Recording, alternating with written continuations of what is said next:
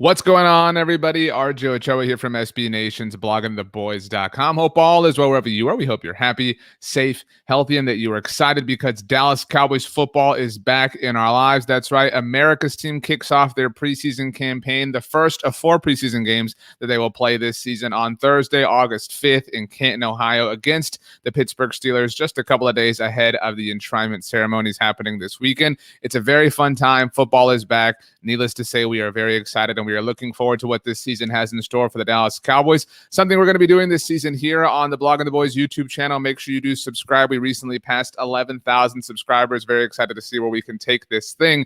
Is we will be having preview videos ahead of every Dallas Cowboys game. In these videos, we'll go through some film review stuff, players you need to look out for, things you need to watch, things you need to pay attention to. We'll discuss the Cowboys game normally with somebody who covers the opposing team, but since it's a preseason game, since we have a lot of questions about the Cowboys specifically for the preseason, we'll talk to other people who cover the Cowboys, do such a great job of it, many of our friends throughout the media space. So without further ado, let's go ahead and get to it. Like I said, this week is the Pro Football Hall of Fame game. Cowboys, Steelers, good times, classic NFL rivalry. The last time they met in a Super Bowl, of course, the Dallas Cowboys won it. The last Super Bowl the Cowboys won, Super Bowl 30 it was. This will take place on Thursday. I don't know how you don't know that by now, but if you don't, Thursday, the third day, shout out Joey Tribbiani. It is on Fox, so if you're looking for the channel, you're trying to figure it out, whatever the case may be, we will hear from Troy Aikman, Joe Buck, Aaron Andrews. It will be nice to have the gang all back together. If radio is more your thing, if you prefer a nostalgic flavor when it comes to watching your football games,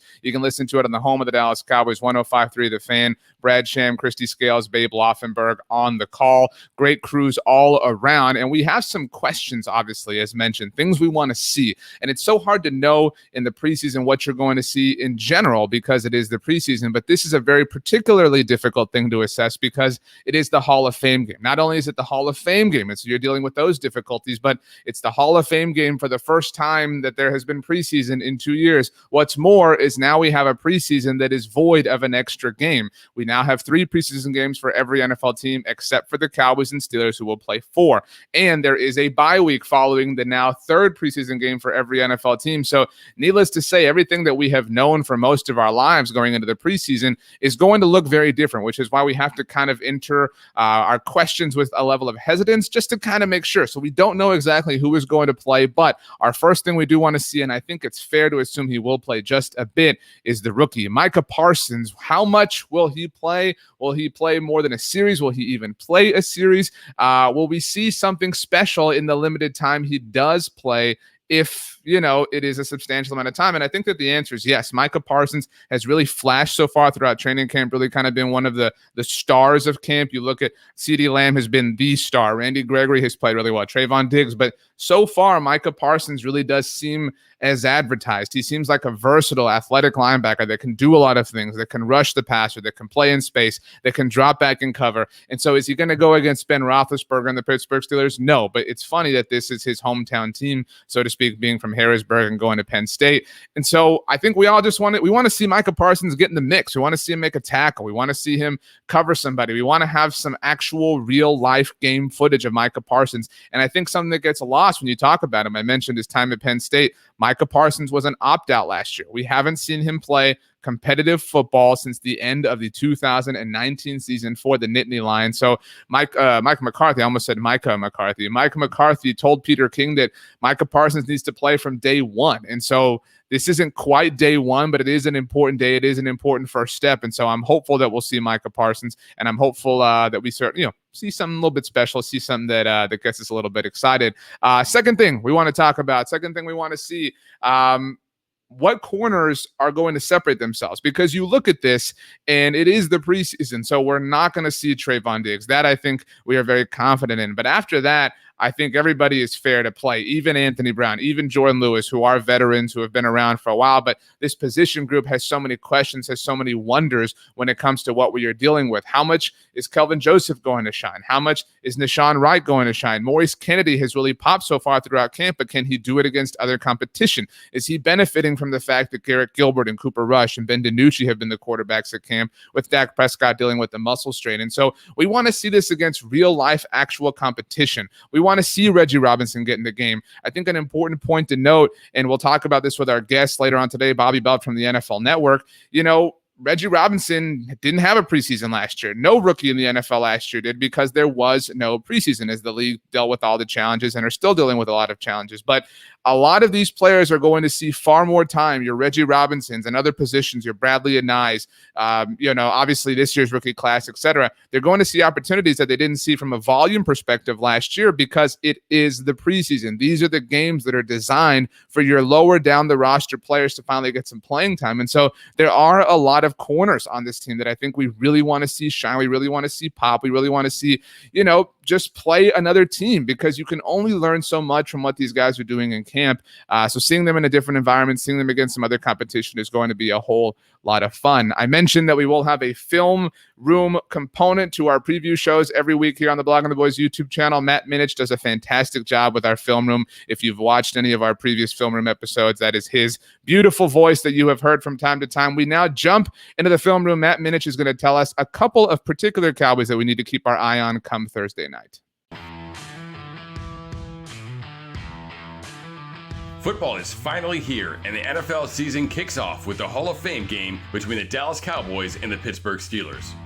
This game will be a great opportunity to see free agents and draft picks for the first time, but it's also a chance to see what some veterans who may not have seen a lot of action can do.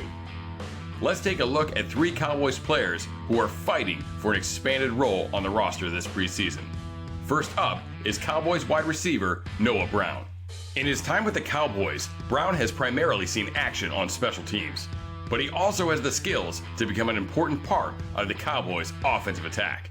Brown is known for having excellent hands, and he showed that skill off against the Cleveland Browns in Week 4 of last season. In this clip, Brown runs a slant route, and quarterback Dak Prescott puts the ball high in between 2 defenders. Brown stays focused on the ball and extends his arms to make a great catch. His ability to make these types of catches and his skill as a blocker could lead to an increased role in 2021. Another guy to keep an eye out for is center Tyler Biadasz. Making 4 starts in 2020, Biadasz showed some nice flashes as a rookie, but he needs to make more plays like this to be the guy in 2021. In this clip, he does an excellent job of reaching the defensive tackle and opening up a hole for Ezekiel Elliott's 11-yard run. Biadasz has to be very quick to get to the defender's outside shoulder, and while he has the advantage of knowing when the ball will be snapped, he has the disadvantage of starting the play with his arm between his legs. Still, he's able to get to the outside and turn his shoulder to complete the block and prevent the defender from getting into the running lane. This is a fantastic block. And that brings us to a newcomer in safety Malik Hooker. Hooker comes with medical concerns, but when he's healthy, he makes plays, like he did here against the Chargers in 2019. The receiver bends his route inside, and Phillip Rivers thinks he has the throw for a touchdown, but Hooker makes a great read and jumps underneath the route for the pick. Hooker breaks just in time to make this incredible one-handed interception. Notice how despite his very unusual body position as he makes the catch, Hooker is fundamentally sound, keeping his eyes locked on the ball as he hauls it in. If Hooker keeps playing like this, he could be an incredible addition to the Cowboys defense that needed a ball hawk in the secondary.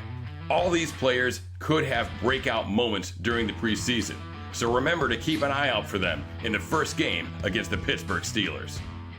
Big thanks to Matt Minich for taking us into the film room. I think Noah Brown is a guy who we definitely have to watch. We definitely have to pay attention to. That wide receiver battle down the end is definitely one to watch. We know Amari Cooper. We know Michael Gallup. We know CeeDee Lamb. We even know Cedric Wilson is obviously entrenched as the team's 4th wide receiver. But that 5th spot is really up for grabs. And I know personally I kind of discounted Noah Brown after the NFL draft because it just kind of felt like time. Sometimes those veterans that have been hanging on for a bit seem to just lose their spot, their kind of foothold with the team. But Noah Brown has really been solid throughout camp so far. But there's also, somebody like Simi Fehoko. What are we going to see from him? Is Simi Fehoko going to start to, make his mark on this team in terms of being a wide receiver? Because there are other players. There is Malik Turner. There's Reggie Davis. There are other, this is the time of year where you fall in love with an undrafted free agent wide receiver. And so Noah Brown has a lot of competition. And so far he has really kind of elevated his game to really ascend above it, and that's exciting. But he's going to get a lot of opportunities. Simi's going to get a lot of opportunities. This is the time for that because we're not going to see Amari Cooper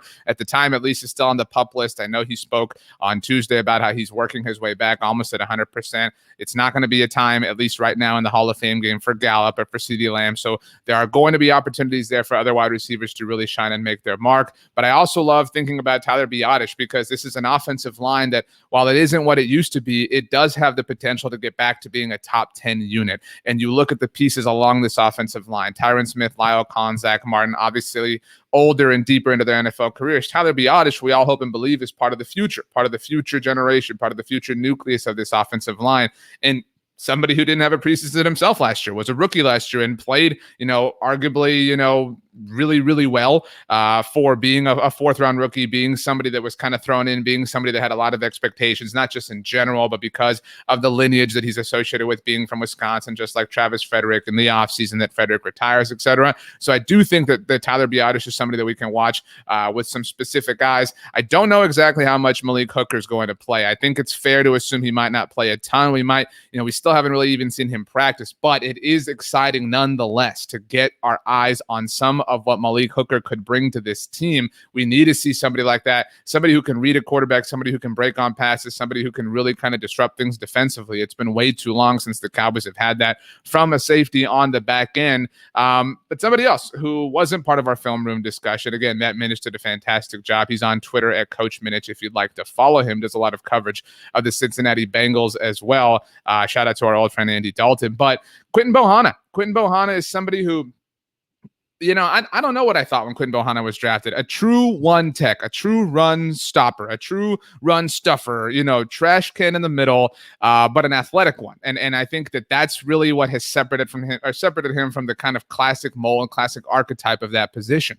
And the defensive tackle group is really interesting for the Cowboys. Are they super deep? I don't know that I would go that far. Tristan Hill still on the PUP list, maybe a candidate to be there when the season begins. Neville Gallimore is the team's best defensive tackle at present time. You do have Osa Digizua. You do have Brent Urban. You do have Carlos Watkins, two of the free agent additions that the Cowboys made this offseason. Quinton Bohanna is in that mix, and Quinton Bohanna offers something very particular and very special. And that's something that we think and something that we've believed and something that we have a lot of his college tape to really justify. But the preseason is now a time where we get to see it, as we've been talking about so far throughout our preview episode, where we get to see it against real life competition. And is it lower quality competition? Of course. But Quinton Bohanna, is his roster spot on the team in jeopardy? No. But we need to see the fruits of the Cowboys' labor. We want to see all these different pieces, all these defensive additions that the Cowboys made really start to pop. And I've said that word a lot. I feel like magnitude from Community, but we really want to see these things popping because we are a believer. We have to be a believer in Dan Quinn and his vision for this defense if the team is going to be better. On Wednesday, The Athletic, Sheo Kapadia released his rankings of all the defenses in the NFL, had the Cowboys as the 31st defense. And, you see that and maybe you think, well, that's not really fair. That's not really properly indicative of who they are because they have all these pieces. And I think what we need now is we need to see proof of concept. We believe in the talent the Cowboys have brought in. Some of that does obviously, hold over at the coordinator position, specifically with Dan Quinn and what he can get out of these players. But we've seen Dan Quinn working with, teaching all these players all throughout camp. And it's now time to really see that start to show against players who are not on the team. So Quinton Bohanna, somebody to definitely pay attention to as well. What else should we be paying attention to? What else should we watch? What else should we learn? What should we be thinking of? What is going into the Pro Football Hall of Fame game? Like I said, normally this would be the part, or will be the part when we get to the regular season, where we throw it to somebody, our interview with somebody who covers the team the Cowboys are playing, because we want to learn things about, what the Cowboys are getting themselves into, how they can win, et cetera, et cetera. But as it is the preseason, we are talking to other people who cover America's team to get deeper on the team that we know and love, to figure out who's going to make this team, how good are they going to be, questions like that, so on and so forth. So for this particular episode, I mentioned it, our friend from NFL Network, Bobby Belt, he has a podcast that I definitely got the name right of. And let's go ahead and let's get to Bobby Belt and me. Pleased to be joined by the one, the only, the legendary, the incomparable, the effervescent, the person who taught me what that word means, from NFL Network, the Boys and a Girl podcast, from your Twitter timeline where he is surely hurting your feelings, the one and only Bobby Belt. Robert, how goes it? The Boys and Girl podcast, not and a girl. You have done this so many times, and I feel like at this point you're doing it just to mess with me. The girl in question is Jane Slater. Bobby and Jane do a great job on their podcast. I did not mean to slight Jane's particular title on the show. Guys, right, bro. You had a new episode that dropped recently, right? You guys brought it back. Yeah. And we're gonna be recording this week, and we're gonna be more on top of it now. Right on. Well, we are looking forward to that. Thanks for joining us here in our preview video on the Blogging the Boys YouTube channel. Normally, so everybody knows, in this segment of our preview episode, we will obviously talk to somebody who covers the team that the Cowboys are playing. Given that this is a preseason game, that really isn't necessary. So we brought in, we are bringing in rather some of the best people throughout the confines of Cowboys Nation that know and cover this team better than anybody else. There's nobody better in that capacity than Bobby Belt. He may not have gotten it correct when he entered his display name here on our streaming platform, but his Twitter handle is at Bobby Belt TX. Bobby, what are you looking forward to when it comes to the Hall of Fame game on Thursday? I'm just looking forward to the Hall of Fame in general, because I'm glad that there's a long overdue induction involving the Cowboys. So that's exciting. Which one? Drew Pearson, the one that I'm most excited about. I mean, with Jimmy's long overdue, Cliff Harris. I mean, sure, those are great. I'm glad that this is all getting done at once. But I mean, Drew is the one. Everybody remembers him like kind of pounding his fist and being emotional. Right. And so I was really glad that he got in. So that's good. The game itself, I am going to sound like a bummer here. I think the Hall of Fame game is the worst football game that gets played in the NFL. Exhibition, regular season, whatever, because it's all scrubs for the most part. But there's a lot of questions about Dallas, and so I do think it's a more intriguing game this year. I mean, if your team's involved, that's always more intriguing. But I do think it's a more intriguing game for Dallas this year than it would be in years past, because there's just a lot of questions. I guess what I'm most excited about, even though knowing it's going to be vanilla, is I want to see how some of these defensive players look and how the energy looks different from the Mike Nolan era. Yeah, I think I don't think you sound like a bummer at all. I mean, prior to last year and all the postponements, the Pro Football Hall of Fame game was the only one in like forever that had ever been canceled when the field was a disaster or whatever it was 5 or 6 years ago. So I agree with you. This is truly the most meaningless game on the NFL calendar, but it is exciting nonetheless to see the Cowboys in it. I'm with you. I think my excitement lies on the defensive side of the ball. And I think a lot of that is because of the continuity on offense. Like there is no new offensive toy or anything worth getting pumped about. Even the reserve players we've seen a lot, and nobody's going to be shocked by Tony Pollard. So with that being said, give us 3 names. Give us 3 names. You can go one at a time. You can give us all 3 at once. I mean, this is kind of up to you at this point. Obviously we're not going to see DeMarcus Lawrence and the likes of those people. I don't know anybody who thinks that's happening, although he was activated off of the PUP list on Tuesday. But who are you looking for? Let's start there. Who are you looking for before we get any further? I mean, I'm just really excited to see a number 9 jersey back on the field for the Cowboys. So I guess that's my. As you said, we know we're not going to see the PUP guys. We're not going to see Dak Prescott. And I'm sure there's going to be like half the starters we're not going to see. We don't know who all it is yet. So without knowing exactly which one of these starters won't be there, my big name that I'm most excited to see is Micah Parsons. I'm really interested to see how he looks in pads and flying around. I want to see if that speed translates that we saw at Penn State, see if it shows up in these games. So that's a big one for me. I'm hoping Randy Gregory plays. There's just been such a big buzz around him this offseason and his growth. And so I'd like to see that flash for a series or 2. And then again, just so heavily on the defensive side of the ball, I'm excited to see what these younger corners look like Kelvin Joseph and Nashawn Wright, and see if they can start pushing potentially Anthony Brown or Jordan Lewis or one of these guys for a starting job. Yeah, I do think that Nashawn Wright is maybe like he's the candidate to be like the Hall of Fame game guy. Like there is that guy. Once upon a time, Devontae Holloman was the Hall of Fame game guy. There's that one player that will pop, and I don't mean that Nashawn Wright's career won't amount to anything, but he does he's in the mold of where he's going to see a lot of time. Obviously, Pittsburgh isn't going to throw anything serious at the Cowboys either, so I think a lot of opportunities will come his way. Do you think we'll see Micah Parsons or Randy Gregory? I mean, I certainly think they'll play throughout the preseason, but maybe not this particular game. I lean maybe we get one series is where I think. Yeah, I think it's probably a series, but that's all I really need to see from Parsons. Parsons, again, I just want to see how fast he looks on the field. I want to see how fast he looks compared to NFL players, because that's one of the tougher things to translate from college to the pros is speed, because everybody, when you talk to college players when they first get here, the first thing they tell you is it's so fast. These guys are so fast that even if they were fast in college, there's usually a significant jump and it doesn't pop as much. So when somebody pops with their speed on an NFL field, it's something that you notice. And I think Micah Parsons has the chance to be that guy. He's a 4-3 guy as a linebacker. So that's really all I want to see from him. I just want to see him out there do that. You know, there's going to be a lot of these reserve players that, you know, will get some run that are mildly interesting. I'd like to see Bradley and I have a good training or good preseason run. But I mean, overall, I think that my interest lies mainly with just the rookies in general, because I don't think we're going to get a lot of answers in this game in particular. And so it's more about some of these rookie players. Maybe, you know, there's been a lot of buzz around Malik Turner, the receiver, right, and maybe getting a chance to see a guy like that play. Seeing if Ben DiNucci's had any growth, which was a thing everybody said last year about, like, you know, if you would have put Romo in as a rookie, he would have looked terrible too. So you hope he looks like he's progressed some. And so I guess just kind of seeing how the quarterback battle plays out behind, because that's going to be an interesting one. I think Garrett Gilbert's pretty solidly the number 2 quarterback heading into the season. And so I'll be interested solidly to see relative to the competition, not like he's solid. I don't think, well, I mean, he played really well against Pittsburgh. He looked like a functional NFL quarterback. Ironically, of all teams, you know, given the Hall of Fame game opponent. Yeah. And so he looked solid against Pittsburgh, and I honestly probably feel better about Garrett Gilbert as your backup than Andy Dalton. I think Andy Dalton's terrible. So that's just my take on it. But I will be interested to see how these quarterbacks have kind of grown a little bit. Some of the battles that are going on at receiver, I don't know how many they're going to be able to carry, but they've got a lot of them that they like behind their top 3. You got Cedric Wilson and Simi Fehoko and Noah Brown and Malik Turner, and, you know, these different guys at receiver that they have a lot of talent, but they're not going to be able to carry all of them. So it'll be interesting to see who gets some play and who potentially is on display for trade and who's potentially not on display, so that they can sneak them onto a practice squad.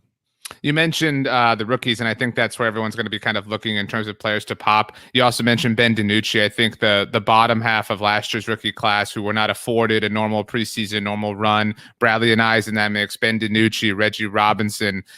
You know, it would be great to see those guys kind of get some time and just get opportunities, especially for Bradley and I, Reggie Robinson, people who a lot of people wanted to see opportunities for last year when the season was really broken. I think my penultimate question to you, Bobby, is who is hurting themselves the most? Not that they're intentional about this, but by not being a part of this game, because I think that the top 2 answers are probably Tristan Hill and Chauncey Golston, even though they're both on the PUP list. I think Tristan Hill's the easy answer. Chauncey Golston was drafted by this coaching staff. Sure.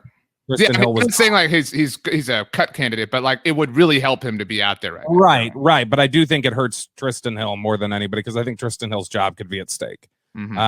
I think that he looked relatively good last year in the little bit that he played. But you know, again, this is not, it wasn't just, he wasn't a Mike McCarthy guy. You're not talking about, he's not even a Dan Quinn guy. He's not even on this defensive staff. And so there's been so much change with this coaching staff over the last 2 years, and some of the traits that they look for. I mean, you saw how much length they drafted on the defensive line and in the secondary, and that's something Dan Quinn clearly likes. And Tristan Hill's not a small guy, but he's, you know, with his arms, he's about average arm length wise. And so I think that Tristan Hill's somebody that could be potentially on the chopping block. I'm not going to say he will get cut, but yeah, I think he's behind. And, you know, there's a lot of competition. There's been a lot of chatter about how good Neville Gallimore's been and how, you know, much some of these defensive linemen are playing really well. And Terrell Basham has gotten some play inside at times. And so, you know, he's definitely somebody who needs to get back on the field as soon as he can and start competing for a job. Last one for you, Bobby, kind of a cousin of that question.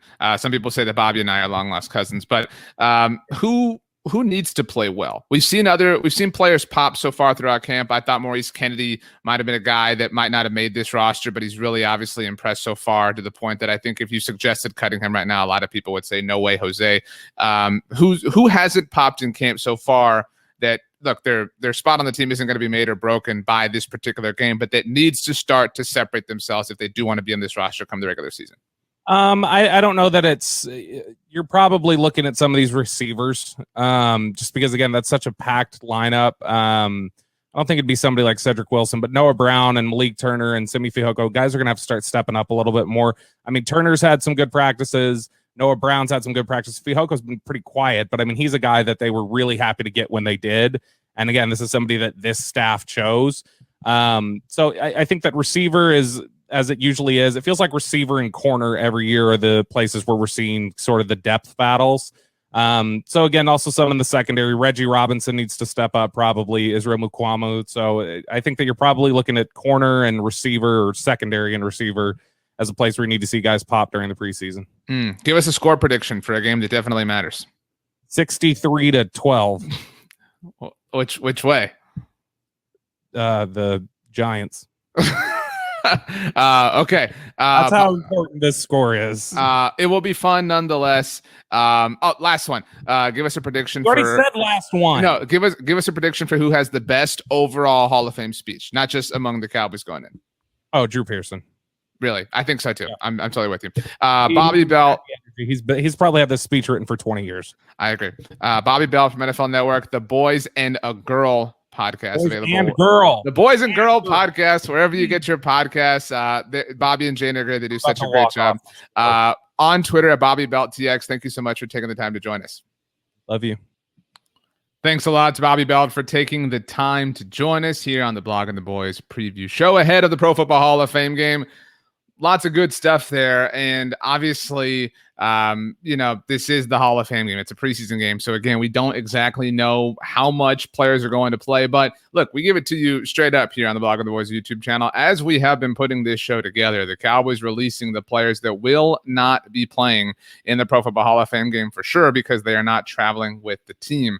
Quarterback, Dak Prescott, not a shocker. Amari Cooper, obviously. DeMarcus Lawrence, who was activated off of the PUP list, but still is coming back. Tyron Smith, Zach Martin, they are not traveling. Neither are Bradley Anae, so not an opportunity for the Cowboys to see Bradley Anae. A big-time bummer in that respect, but still 3 more preseason games left. Josh Ball, rookie 4th-round pick. Francis Bernard, who was hurt early on in camp. Chauncey Golston, who is still on the PUP list himself. CJ Goodwin, who was shaken up, hasn't practiced a whole ton as of late. Tristan Hill, PUP list. Malik Hooker, new player, not really shocking. Blake Jarwin, who the Cowboys have had on a bit of a pitch count. Jordan Lewis, who has had some moments of just caution throughout camp so far. TJ Vasher and Greg Zuerlein, the Cowboys kicker, who is on the PUP list as well. It will be an opportunity for Hunter Nicewander to really kind of separate himself in the kicking/punting competition. So 16 players altogether that will not be traveling with the Dallas Cowboys. Lots of opportunities, though, for other players to really make their mark and really show why they should be on this team when the 53-man roster is ultimately set. And I think we're going to learn a lot. And that's why I think it's football. It's back. You're going to get something great to eat. You're going to put on your football jersey, your Cowboys jersey. I don't know why I called it a football jersey. We're all going to have fun. We're all going to enjoy it. We're all going to realize what it is that is the preseason game. And so therefore it's ultimately meaningless. But we still want to see the Cowboys win, which brings us to our final prediction moments. I have the Cowboys winning, if you do care about that, 20-16. I don't think we're going to see a lot of points. It's the preseason. There aren't a lot of players playing that are good at scoring points. That's just kind of the way it is. And that'll be on both sides of this thing as far as the Steelers are concerned as well. I do think that it's a fun game. I think it's a fun environment. I think that we're going to see some good times. I think we're going to see some laughs. I think we're going to see some fist bumps and whatever. And I think because these Cowboys players aren't traveling, the ones that we listed, I think we'll see some live tweeting. I think we could see like a Blake Jarwin tweet if Dalton Schultz has a nice catch or Sean McKeon has a nice catch, etc. So ultimately, I think the Cowboys win. They're 1-0. They're the first team that's 1-0. They will also be the first team that is actually 1-0 when they beat the Tampa Bay Buccaneers in about a month. And I think that ultimately we learn a lot. That's what this game is about. That's what this time of year is about. Is learning, is drawing conclusions, is taking things away that we can figure out, that we can say, okay, this person, this player did this, played well. We need them on the roster. This person, we're okay moving on. This person, we need to try to sneak them onto the practice squad. This is a process. All right. This is a process that we're going to go through together. We're going to have fun. We're going to be here to discuss it all. In case you did not know, as soon as the game is over on Thursday night, as soon as the final whistle blows, we will be going live here on the Blog of the Boys YouTube channel. So make sure you come join us. Make sure you come hang out. We'll talk about all the things, like I said, that we learned, that we saw, etc. On Friday, we'll have a highlight video for you with all the things that are worth celebrating from Thursday's game, things that we really want to shed attention on. Shed attention, put attention, shine attention, whatever. Look, it is what it is. Hey, sometimes talking is a difficult thing, even when you have to do it for a living. But football's here. The Cowboys are back. They made it back. The Cowboys disappoint us a lot, but they will always, always, always be back. And now is that time of year. The Dallas Cowboys back in our lives. Dallas Cowboys football is here. Once again, we will have you covered as we always do at bloggingtheboys.com. I'm RJ Ochoa. Once again, from Blogging the Boys, you can follow me on Twitter or Instagram at RJ Ochoa, and you can do me a huge favor, and you can have the absolute best day of all time. You know why? Because you deserve it. Thanks for joining us, everybody. We'll see you next time.